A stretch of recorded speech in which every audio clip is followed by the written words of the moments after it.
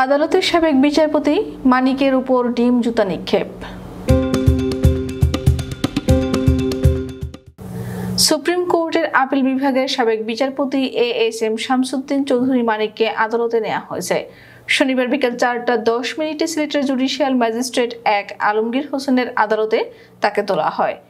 এরপর বিচারক তাকে কারাগারে পাঠানোর নির্দেশ দেন। এর আগে সাবেক বিচারপতি মানিককে আদালতে তোলার সময় অনেকে তার দিকে ডিম ও জুতা নিক্ষেপ করেন। এ সময় কয়েকজন হামলার চেষ্টাও চালান। পরে কঠোর নিরাপত্তা দিয়ে তাকে আদালতে নিয়ে যায় পুলিশ। এরও আগে গতকাল শুক্রবার দিবাগত রাতে অবৈধভাবে সিলেটের কানাইঘাট উপজেলার দনা সীমান্ত দিয়ে ভারতে পালিয়ে যাওয়ার সময় সাবেক বিচারপতি মানিককে আটক করে বিজিবি। পরে শনিবার ভোরের দিকে সিলেটের কানাইঘাট দনা সীমান্ত বিজিবি ক্যাম্পের সদস্যরা তাকে কানাইঘাট থানায় হস্তান্তর করেন। তার বিরুদ্ধে মামলা হয়েছে বলে জানিয়েছে পুলিশ।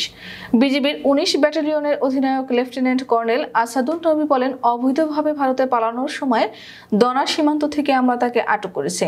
তবে সাবেক এই বিচারপতির আটক হওয়ার সময়ের কয়েকটি ভিডিও সামাজিক যোগাযোগ মাধ্যমে ছড়িয়ে পড়েছে।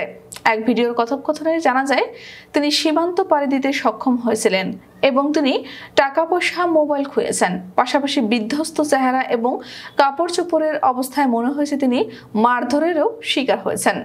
ভাইরাল হওয়া একটি ভিডিওতে দেখা যায় প্যান্ট ও হাফ শার্ট পরিহিত সাবেক বিচারপতি শামসুদ্দিন চৌধুরী মানিক শুয়ে আছেন জংলা এলাকায় কলাপাতার উপর।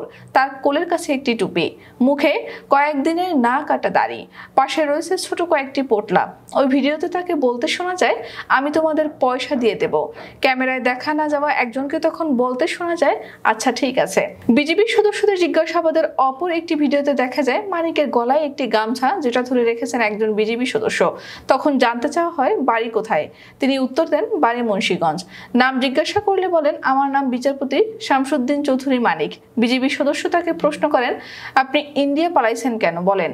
উত্তরে শামসুদ্দিন চৌধুরী মানিক বলেন, ভয়ে পালাইছে। কার ভয়ে জিজ্ঞাসা করলে বলেন, প্রশাসনের ভয়ে। এরপর মানিকের কাছে জানতে চাওয়া হয় আটক করার সময় তার সঙ্গে কি কি ছিল।